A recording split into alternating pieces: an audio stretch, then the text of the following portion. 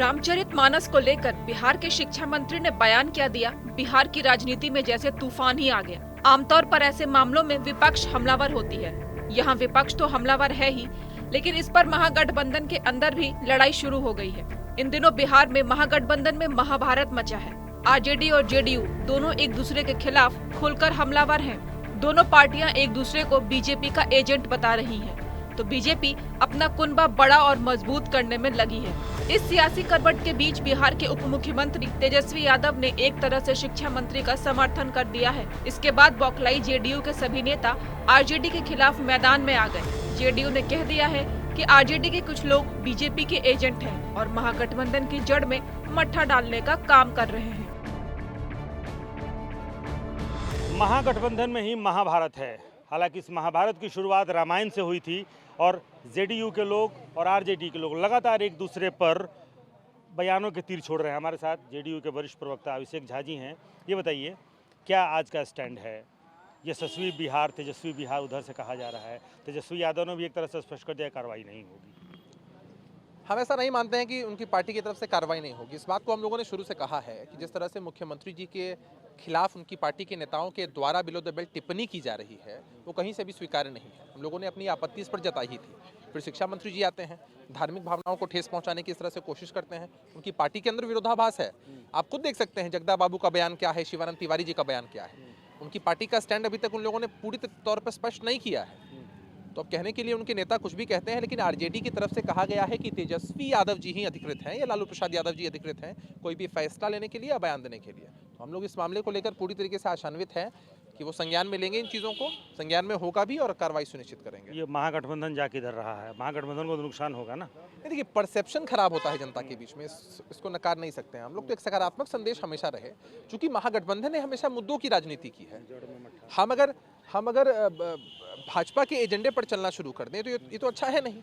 लेकिन कुछ नेता हैं, इस बात को नकारा नहीं जा सकता है, कुछ नेता हैं जो लगातार इस तरह के बयान देकर गठबंधन की जड़ में मट्ठा डालने की कोशिश जरूर करते हैं। क्या एक बार फिर ये पलटी मारने की तैयारी की तरह इशारा हो रहा है? नहीं, ऐसी कोई भी बात नहीं है, दूर दूर तक कोई भी बात नहीं है। होता ये है कि जब आप घर में होते हैं तो कुछ लोग होते हैं जो अपने मन मुताबिक चीज़ें बोलते हैं, उनका कुछ अपना हिडन एजेंडा भी होता है। इस बात को तो तेजस्वी यादव जी ने कुछ समय पहले ही कहा था कि कुछ लोग हैं हमारे दल में हैं जो बीजेपी के एजेंडे को साधने की कोशिश कर रहे हैं। बीजेपी के एजेंट तक कह दिया था उन्होंने। ये सारी चीज़ें हैं, मुझे लगता है कि वो लोग इन मामलों को संज्ञान लेकर के जल्द इनका निष्पादन करेंगे। नहीं तो आरजेडी के नेता भी पीछे नहीं हैं। वो भी खुलकर जेडीयू के नेताओं को बीजेपी का एजेंट बताने में लगे हैं। रामचरितमानस प्रकरण के बाद जेडीयू अब खुलकर आरजेडी के ऊपर हमलावर है। आरजेडी के वरिष्ठ प्रवक्ता मृत्युंजय तिवारी जी हमारे साथ हैं। तिवारी जी, ये चल क्या रहा है?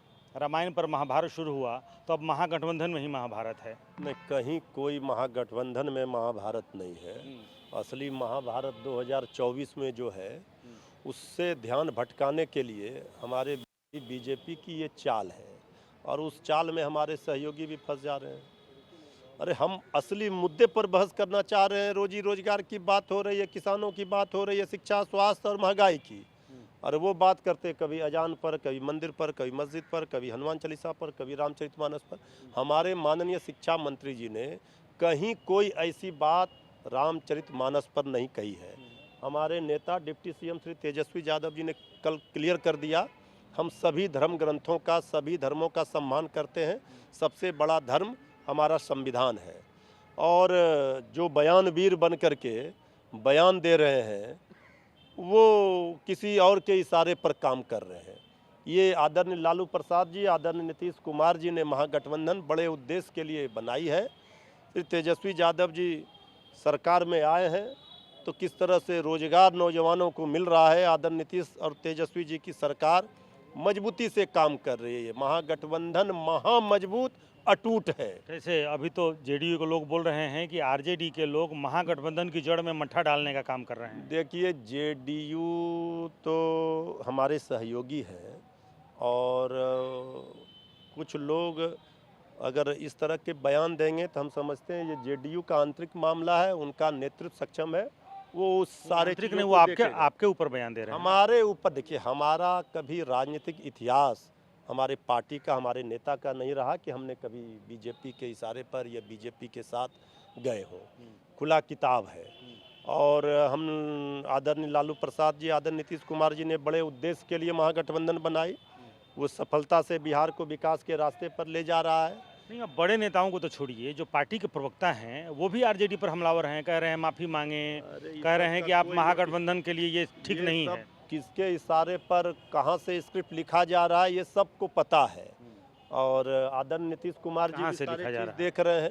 हम तो कह रहे हैं कि भारतीय जनता पार्टी तो चाहती है कि इस तरह के मुद्दों पर बहस हो, और उसी बहस में वो उलझ रहे हैं। रामचरितमानस पर जिसको अधूरा ज्ञान है उनको खुली चुनौती है, आ जाए पटना के महावीर मंदिर में, पूरा रामचरितमानस का अर्थ समझा दिया जाएगा। अब तो जेडीयू आपको चुनौती दे रही है कि ये महागठबंधन की सेहत के लिए ठीक नहीं है। अब सेहत का चिंता, महागठबंधन की सेहत की चिंता के लिए आदरणीय लालू जी, आदरणीय नीतीश जी, श्री तेजस्वी यादव जी काफ़ी हैं। बाकी लोगों का कोई मायने मत। अब जब महागठबंधन की दोनों बड़ी पार्टियां इस तरह आमने सामने आने लगेंगी तो बीजेपी का फायदा होना तो तय ही है। गठबंधन में महाभारत है तो एनडीए अपना कुनबा आगे बढ़ाने में लगी है। ये बताइए, आज फिर जेडीयू ने कहा है कि आरजेडी के कुछ लोग एजेंट हैं बीजेपी के और महागठबंधन के जड़ में मट्ठा डालने का काम कर रहे हैं। देखिए, ये महागठबंधन में आपसी धीमा कुश्ती है।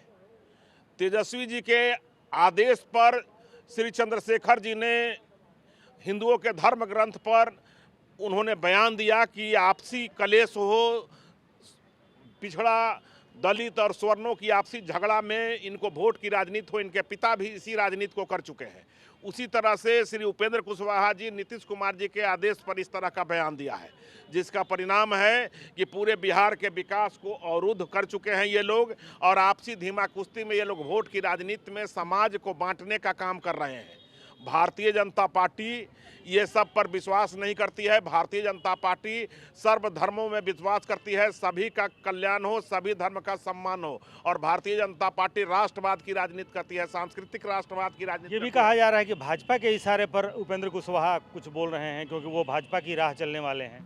देखिए, भाजपा विपक्ष की राजनीति के लिए अभी काम मिला हुआ है। भाजपा विपक्ष की राजनीति कर रही है, विकास की राजनीति करती है। भाजपा विनाश की राजनीति नहीं करती है। करेंगे उपेंद्र कुशवाहा। देखिए, हमारे साथ जो भी राष्ट्रवादी आएंगे, जो भी विकास के कामों में सहयोग करने वाले लोग आएंगे, सभी का स्वागत है। भारतीय जनता पार्टी राष्ट्रवादी संगठन है, ये राष्ट्र के लिए काम करता है। जो भी राष्ट्रवादी व्यक्ति हों, जो भी समाज के लिए काम करने वाले व्यक्ति हों, जो भी विकास के लिए काम करने वाले व्यक्ति हों, और जिसको भी सभी पर विश्वास हो, सभी धर्मों का सम्मान करे, वैसे सारे लोगों का भारतीय जनता पार्टी में स्वागत है। जो हमारे नेता माननीय नरेंद्र मोदी जी के को क्या मानते हैं? उपेंद्र कुशवाहा को मानते हैं राष्ट्रवादी? उपेंद्र कुशवाहा को राष्ट्रवादी मानते हैं? देखिए, जो भी राजनीति कर रहे हैं और जो भी एक अच्छे विचारधारा से आए हैं, वो सारे लोग को हम सम्मान करते हैं।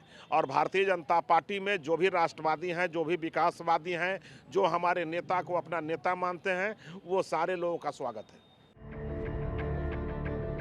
फिलहाल बिहार में नीतीश मंत्रिमंडल का विस्तार भी होना है, जिसमें आरजेडी के 2 या 3 नए चेहरे मंत्री बनने हैं। जेडीयू के नेता उपेंद्र कुशवाहा भी उप मुख्यमंत्री बनने की बात पर अपना मत रख चुके हैं। नीतीश कुमार या तेजस्वी यादव भले ही खुलकर इस मुद्दे पर कुछ कहने से बच रहे हों, लेकिन मंत्रिमंडल विस्तार को लेकर दबाव भी राजनीति का ही एक हिस्सा है। मतलब साफ है, बिहार की सियासत में जल्दी ही पलटीबाजी का खेल शुरू हो सकता है।